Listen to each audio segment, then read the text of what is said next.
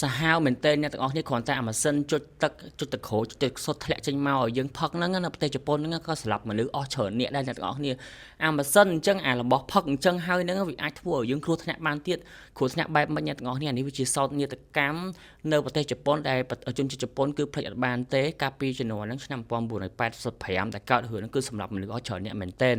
ដែលការហ្នឹងគឺមានបរិះម្នាក់កាលឆ្នាំ1985ហ្នឹងបរិះម្នាក់គឺគាត់គឺជាអ្នកបើក truck ឡានធំអីចឹងណាគាត់បន្ទាប់ពីគាត់ផឹកទឹកមួយដបដែលគាត់ចុចចេញពីម៉ាស៊ីនហ្នឹងមកអ្នកទាំងអស់គ្នាដឹងថាអាម៉ាស៊ីនចុចទឹកអូតូម៉ាទិករបស់ជប៉ុនគឺល្បីមែនទែនទូទាំងពិភពលោកដែលប្រទេសជប៉ុនគឺមានច្រើនជាងគេតែម្ដងដែលសឹងថាផលិតមុនគេតែម្ដងនៅប្រទេសជប៉ុនដែលល្បីមែនទែនគឺងាយស្រួលក្នុងការអ្នកទាំងអស់គ្នាគឺគ្រាន់ចុចដាក់លុយញាត់កាក់អីចឹងទៅគឺចេញទឹកមកឲ្យយើងផឹកអីចឹងណាបរិះម្នាក់ហ្នឹងអ្នកទាំងអស់គ្នាគាត់បានចុចទឹកវីតាមីនទឹកវីតាមីនហ្នឹងគេហៅថាអូរ៉ូណាមីន C ដែលជា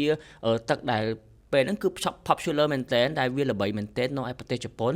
ដែលទឹកហ្នឹងគឺដូចភេសជ្ជៈបើកម្លាំងអញ្ចឹងអ្នកទាំងអស់គ្នានៅពេលដែលគាត់ចុចហើយគាត់យកមកផឹកវីដេអូនេះខ្ញុំជួយដល់ផលិតផលរបស់ MACE ដែល brand នេះខ្ញុំប្រើមកឈប់តែម្ដងអ្នកទាំងអស់គ្នាខ្ញុំប្រើមួយខែ2ខែជាងហើយគឺមុខខ្ញុំគឺ smooth សស្អាតគឺអត់មានមុនទេមុនគឺងាយកើតតែម្ដងស្នាមអីក៏បាត់ច្រើនដែរមកឈុតនេះគឺមាន foam លាបមុខមានសេរ៉ូមលាបមុខហើយនឹងមានសម្លេងជូតមុខចឹងបើសិនជាអ្នកទាំងអស់គ្នាចង់បានប្រភេទផលិតផលបែបនេះប្រើប្រាស់អ្នកទាំងអស់គ្នាអាចតាក់ទងទៅកាន់ page ទាំង3ខាងលើនិងលេខទូរស័ព្ទខាងលើបាននៅពេលដែលគាត់ផឹកហើយមិនយូរប្រហែលក្រោយមកគាត់ក៏ក្អួតមែនទែនហើយក៏បានសេនទៅមន្ទីរពេទ្យគាត់អាយុ45ឆ្នាំអ្នកទាំងអស់គ្នានៅពេលដែលគាត់បានជូនទៅមន្ទីរពេទ្យហ្នឹងរយៈពេលត្រឹមតែមួយខែគាត់ក៏បានស្លាប់គាត់ស្លាប់ហ្នឹងគឺ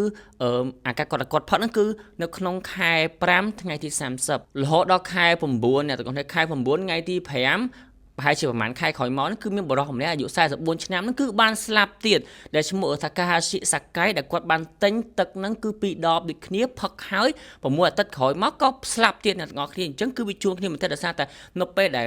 បរិសម្នាក់ហ្នឹងស្លាប់ទាំងពីរនាក់ហ្នឹងនៅពេលដែលគេផលិតមើលគ្រឿងក្នុងមើលទៅគឺគេឃើញមានជាតិពុលម្យ៉ាងអាសារធាតុដែលគេដាក់ទៅបាញ់សម្រាប់ស្មៅឲ្យដោះមកអ្នកទាំងអស់គ្នាគឺអាសារធាតុហ្នឹងហេតុអីក៏មានសារធាតុហ្នឹងនៅក្នុងខ្លួនមនុស្សហ្នឹងដែលស្លាប់ហ្នឹងអញ្ចឹងគេសង្ស័យមានតែ2ទេទី1គឺវាជាករណីដែលសម្រាប់ខ្លួនផឹកទឹកនឹងសម្រាប់ខ្លួនទី2គឺមានគេបំពុលក្នុងទឹកអស់ហ្នឹងប៉ុន្តែគេក៏អត់ទាន់ច្បាស់អីគេក៏អត់ទាន់ច្បាស់ស៊ើបការអីពីរឿងហ្នឹងដិតដល់ខ្លាំងអីហ្មងដែរ